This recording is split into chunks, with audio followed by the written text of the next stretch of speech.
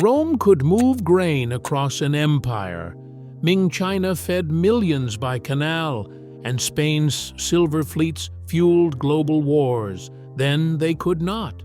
History rarely ends with defeat in battle, but with supplies stranded, orders delayed, repairs ignored. Behind every fall, power first slips away, when movement, supply, and coordination begin to break down. If empires rise on invisible systems, how do we know when those systems are starting to fail? Logistics, at its core, is the art of making movement possible. In historical systems, this breaks down into three tightly linked domains: supply, transport, and coordination. The power of state projects can be traced to how well it sustains these functions long before force comes into play. Supply means more than having resources. It is the ongoing ability to gather food, to pay, and to provide equipment in the right amounts. Armies and cities have always depended on steady provisioning. When grain, silver, or fuel stops arriving, even the most powerful regimes feel the strain. Transport is the physical movement of those supplies. Roads, rivers, canals, ports, and later railways and telegraph lines all set the boundaries for how far and how fast a state could project its will. Without reliable routes, resources pile up where they are not needed, and shortages appear where they matter most. Coordination is the invisible thread that ties the whole system together. Ledgers, manifests, registers, and tax rolls are not mere paperwork. They form the nervous system of a state. Orders must reach distant garrisons, tax receipts must be counted, and repairs scheduled before breakdowns occur. Information delays, inaccurate records, or missed communications can unravel even the best supplied and best equipped forces. These three domains, supply, transport, and coordination, are not separate. They depend on each other at every turn. A breakdown in one quickly spreads to the others. The power of an empire, a kingdom, or a modern state is measured not only by its armies or its wealth, but by how well these logistical domains function together. When they falter, the effects ripple outward long before any battle is lost. The Grand Canal in Ming China was more than a waterway. It was the main artery connecting the grain-rich south to the political and military heart in Beijing. Keeping this canal navigable required constant dredging, embankment repairs, and the maintenance of dozens of locks and sluice gates. In the early 17th century, official memorials began to report a backlog of urgent repairs. Silt accumulated faster than labor crews could clear it. Floods damaged embankments, and stretches of the canal became shallow or impassable for the heavy grain barges. This was, above all, a logistics problem.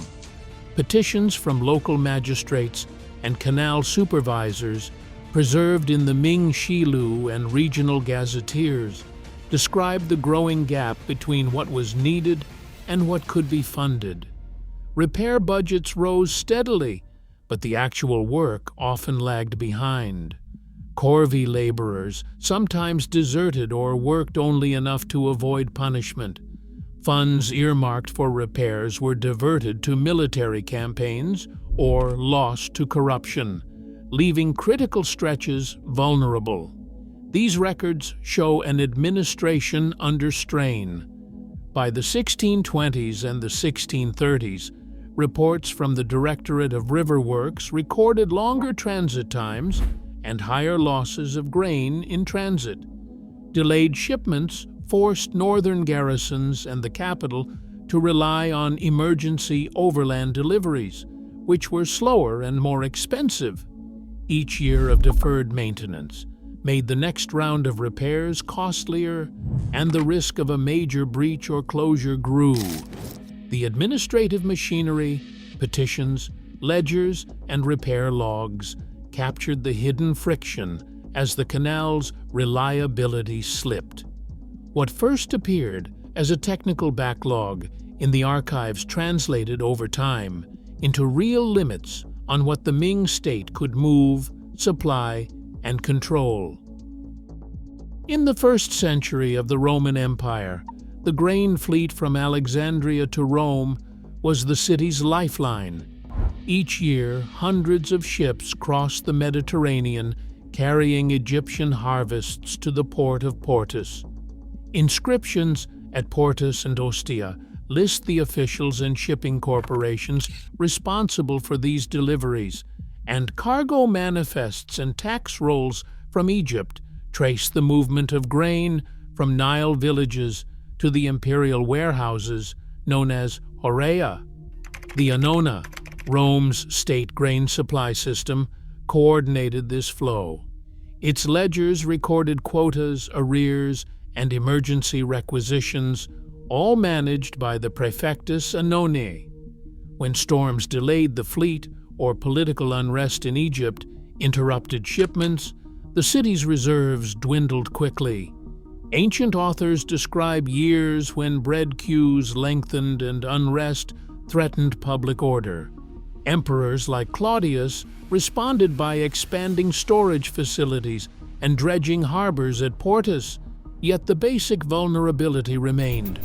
Rome's authority in its capital depended on a fragile seasonal supply chain stretching hundreds of miles. Archaeological studies at Portus reveal layers of silt and evidence of repeated dredging efforts. When maintenance lagged, ships ran aground or waited offshore, and inscriptions from later centuries mention restorations after collapses or floods. The records show that even minor disruptions in the grain route could trigger political anxiety and require urgent intervention. That combination of seasonality, distance, and dependent urban populations made logistics itself a core element of authority. 3 centuries later, and across the Atlantic, the Spanish monarchy managed a different logistical artery. The Casa de Contratación in Seville regulated the treasure fleets, the flotas and galeones that carried silver from the Americas to Spain. Convoy manifests and treasury ledgers from the Casa document the scale of these shipments. A single homebound fleet in the early 1600s might deliver several million pesos of silver, enough to fund royal debts and pay armies in Flanders and Italy. The system relied on tightly scheduled convoys, with each sailing concentrated in a few months to avoid hurricanes and enemy ships. Ship lists and port records show the pressure to keep fleets on time. Any delay exposed the crown to cash shortfalls and rising insurance costs. In 1628, Dutch forces captured the New Spain fleet at Matanzas Bay, seizing cargo worth millions. Spanish and Dutch archives record the aftermath: missed payments to soldiers, emergency borrowing, and a spike in fiscal strain visible in the Crown's account books. Each disruption forced the monarchy to improvise, delaying salaries, renegotiating loans, and increasing local taxes. The Casa's bureaucracy, with its registers and audits, became a record of both the empire's reach and its limits. Like the Roman Annona, the Spanish convoy system made power a matter of movement and timing. When the flow of silver faltered, the machinery of empire slowed, and authority became harder to maintain. By the late 1980s, the Soviet supply network was showing unmistakable cracks. Gosnab's fulfillment reports revealed that only a fraction of planned goods, sometimes as little as 60%, made it to regional warehouses. Official statistics tracked the slide, but behind those numbers, the effects rippled outward. Shops stood empty, lines stretched for blocks, and wage arrears became a fact of life in many towns. Internal debates raged within planning committees. Should the scale of the shortfall be acknowledged, or would that only deepen the crisis of confidence? The machinery of distribution, once the pride of the system, was now a source of anxiety and improvisation. The breakdown followed a familiar seven-step sequence, one that surfaces in bureaucratic records across centuries. First, routine deliveries falter. Goods, wages, or food arrive late or incomplete. Next, local officials scramble, setting up informal exchanges or barter to patch the gaps. Third, the quality of information collapses. Reports are delayed, massaged, or simply ignored, leaving the center blind to what is happening on the ground. Fourth, fiscal and maintenance backlogs pile up. Warehouses remain understocked, repairs are deferred, and the cost of catching up grows. Fifth, central directives lose their grip. Orders from above cannot be carried out, and local actors start to follow their own logic. Sixth, coordination across the system breaks down. Finally, effective power slips away.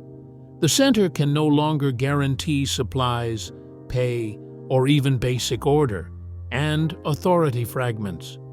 This pattern is not unique to the Soviet case. In the Ottoman Empire, Muhimi registers and Avari's Defterleri chart a similar cascade. Extraordinary levies, once rare, became routine in the 17th century. Orders for new Avaries went out before the previous rounds were even collected. Provincial petitions filled the archives, burned fields, deserted villages, households too exhausted to pay. The gap between what was assessed and what was actually delivered widened each year, and the bureaucracy grew heavier with every new round of enforcement. Both Soviet and Ottoman records point to the same mechanism. As the flow of goods and information grows unreliable, the system compensates with emergency measures, levies, priority orders, and ad hoc fixes. Each patch adds friction. Over time, the gap between plans and reality becomes unbridgeable. The seven-step sequence, from initial shortfall to fragmentation, is written into the ledgers and petitions of every bureaucracy under strain. Administrative power, in the end, relies on movement. When that stops, so does the ability to govern. Power is never just a matter of force. It depends on the quiet, daily work of movement and supply. Even now, the world's stability rests on systems most people never see. When those systems break, consequences ripple far beyond borders. The real test of power is what flows unseen.